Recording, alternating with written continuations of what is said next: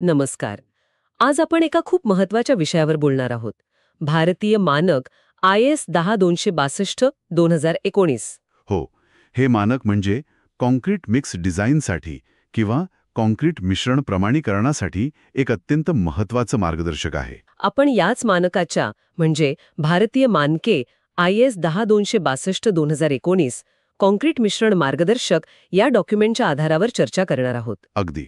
Civil इंजिनियर्ससाठी आणि concrete टेक्नॉलॉजिस्टसाठी हे किती आवश्यक आहे आणि ही मिक्स डिझाईनची प्रक्रिया नेमकी काय असते हे जरा सोप्या भाषेत समजून घेऊया. नक्कीच. तर मग सुरुवात करूया या मानकाच्या उद्देशापासून. नेमका काय हेतू याचा? फक्त घटक मिक्स करणं? नाही, फक्त मिक्स करणं नाही. मुख्य उद्देश आहे की कॉन्क्रीटचे जे घटक आहेत, सिमेंट, वाळू, खडी, पाणी आणि ॲडमिक्स्चर्स पण, हो ना? हो, आणि गरजेनुसार ॲडमिक्स्चर्स हे सर्व योग्य प्रमाणात निश्चित करणं. योग्य प्रमाण म्हणजे असं प्रमाण की ताज्या कॉन्क्रीटला हवी तशी कार्यक्षमता मिळेल, म्हणजे वर्कॅबिलिटी, आणि ते कठीण झाल्यावर अपेक्षित ताकद म्हणजे स्ट्रेंथ आणि टिकाऊपणा म्हणजे ड्युरेबिलिटी मिळेल. अच्छा. आणि महत्वाचं म्हणजे हे सगळं किफायतशीर पण असायला हवं. हे मानक IS 456/2000 सोबत वापरलं जातं. बरोबर. IS 456 तर मूलभूत गरज आहे. आता ऐकलंय की 2019च्या आवृत्तीत बरेच बदल झालेत. व्याप्ती वाढलीये का? हो, अगदी बरोबर. व्याप्ती बरीच वाढलीय. म्हणजे आता यात सामान्य आणि स्टँडर्ड ग्रेड्स तर आहेतच, M65 पर्यंत. पण त्यासोबतच उच्च शक्तीचं कॉन्क्रीट म्हणजे M65 ते M100 पर्यंत. बापरे, M100? हो, आणि सेल्फ कॉम्पॅक्टिंग कॉन्क्रीट म्हणजे SCC आणि मास कॉन्क्रीट जे मोठ्या धरणांसारख्या प्रकल्पांमध्ये वापरतात यांचा पण समावेश आहे. अच्छा, म्हणजे हे सगळं आधीच्या आवृत्तीत नव्हतं? स्पष्टपणे नव्हतं.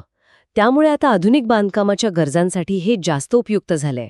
बरं, व्याप्ती समजली. पण आता प्रत्यक्ष मिक्स्ड डिझाईनची प्रक्रिया कशी असते? इथे येतो महत्वाचा भाग. हो, ही एक पद्धतशीर म्हणजे सिस्टमॅटिक प्रक्रिया आहे. पहिली पायरी म्हणजे आवश्यक माहिती गोळा करणं. काय माहिती लागते नक्की?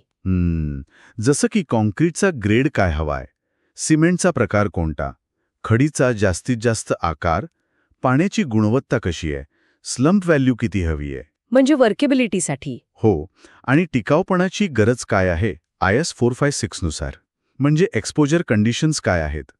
आणि हो, क्वालिटी कंट्रोल किती चांगला ठेवणार आहोत यावर आधारित स्टँडर्ड डेव्हिएशन पण लागतं.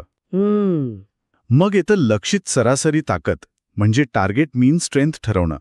ही नेहमी जी मिनिमम स्ट्रेंथ हवी असते तिच्यापेक्षा जास्त असते. अच्छा, म्हणजे एक प्रकारे सेफ्टी मार्जिन. अगदी तसंच, कारण प्रत्यक्ष कामात फरक येऊ शकतो. मग येतो महत्वाचा भाग, पाणी आणि सिमेंट किंवा सिमेंटजन्य पदार्थांचं गुणोत्तर ठरवणं, म्हणजे water cementitious material ratio, WCM ratio. हे तर खूप महत्वाचं असतं ना, स्ट्रेंथ आणि ड्युरेबिलिटीसाठी. हो, नक्कीच. आणि IS 456 ने टिकाऊपणासाठी जी कमाल मर्यादा दिली आहे त्याच्या आतच हे गुणोत्तर ठेवावं लागतं. बरोबर. आता पाण्याच्या प्रमाणाबद्दल काय? ते कसं ठरवतात? आणि आजकाल ॲडमिक्स्चर्स खूप वापरतात, त्यांचा कसा विचार होतो? सुरुवातीला आपण खडीचा आकार आणि आवश्यक स्लंप यानुसार अंदाजे पाणी घेतो.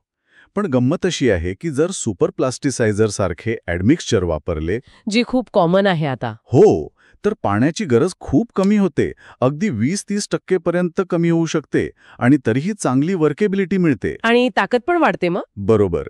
कमी पाण्यात जास्त ताकद. हे मानक सांगतं की ॲडमिक्स्चरचा प्रभाव कसा विचारात घ्यायचा. आणि हो, IS 456 नुसार जी मिनिमम सिमेंट कंटेंट लागतं टिकाऊपणासाठी ते आहे की नाही हे पण तपासायला लागतं. आणि फ्लाय ॲश किंवा GGBS सारखे पदार्थ? हो, त्यांना सप्लिमेंटरी सिमेंटिशियस मटेरियल SCMs म्हणतात. ते वापरण्याबद्दल पण यात स्पष्ट मार्गदर्शन आहे. ठीक आहे. पाणी, सिमेंट, ॲडमिक्स्चर झालं. आता उरलेले मोठे घटक, खडी आणि वाळू, ह्यांचं प्रमाण कसं ठरतं?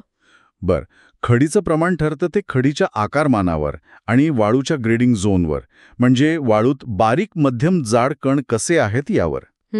आणि हे प्रमाण आपण निवडलेल्या पाणी सिमेंट गुणोत्तरानुसार थोडं ॲडजस्ट करावं लागतं. मग एकूण घनफळातून सिमेंट, पाणी, हवा आणि खडीचं घनफळ वजा केलं की उरलेला भाग वाळूचा. पण यात अजून काही गुंतागुंत आहे का? हो, एक खूप महत्वाची गोष्ट आहे जी अनेकदा विसरली जाते, ती म्हणजे वाळू आणि खडीमधला ओलावा, म्हणजे सरफेस मॉइश्चर. अच्छा, म्हणजे ते वजन करताना लक्षात घ्यावं लागतं. अगदी, कारण तो ओलावा म्हणजे अतिरिक्त पाणी असतं.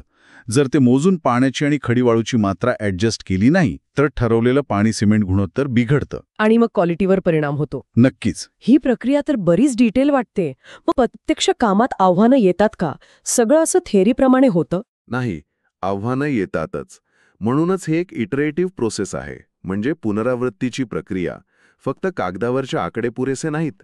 मग काय करावं लागतं? कमीत कमी 3 वेगवेगळे ट्रायल मिक्स घ्यावे लागतात लॅबमध्ये. त्यांची ताकद, वर्केबिलिटी तपासावी लागते आणि गरजेनुसार मिश्रणात बदल करावे लागतात. आणि आव्हानं काय असतात मुख्य? आव्हाना म्हणजे मटेरियलमध्ये होणारे बदल. समजा सिमेंट बदललं किंवा वाळूचा सोर्स बदलला. साईटवरचं तापमान, आर्द्रता, ॲडमिक्स्चर्स एकमेकांशी सुसंगत आहेत की नाही हे सगळं बघावं लागतं. म्हणजे नुसतं डिझाईन करून भागत नाही, प्रत्यक्ष ट्रायल घेणं महत्वाचं आहे. अगदी. पण जर हे मानक व्यवस्थित फॉलो केले तर चांगली गुणवत्ता, टिकाऊपणा आणि खर्चात बचत नक्की साधता येते. बरोबर. थोडक्यात सांगायचं तर IS 10262 2019 हे भारतात कॉन्क्रीट मिक्स डिझाईनसाठी एक खूप महत्वाचं, व्यापक आणि अपडेटेड असं मार्गदर्शक आहे. आणि याचा एक महत्वाचा फायदा म्हणजे फ्लाय ॲश सारख्या SCMsच्या वापराला प्रोत्साहन मिळतं. त्यामुळे पर्यावरणाच्या दृष्टीनेही चांगलं आहे. पुनर्वापर होतो. हे सगळं ऐकून एक विचार मनात येतो काय?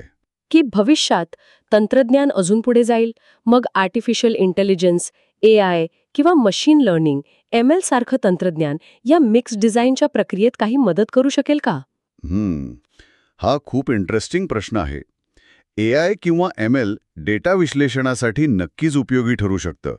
पण ते मानवी अनुभव आणि साईटवरच्या परिस्थितीचा अंदाज याची जागा घेऊ शकेल का? आणि किती प्रभावी ठरेल? हा विचार करण्यासारखा मुद्दा आहे.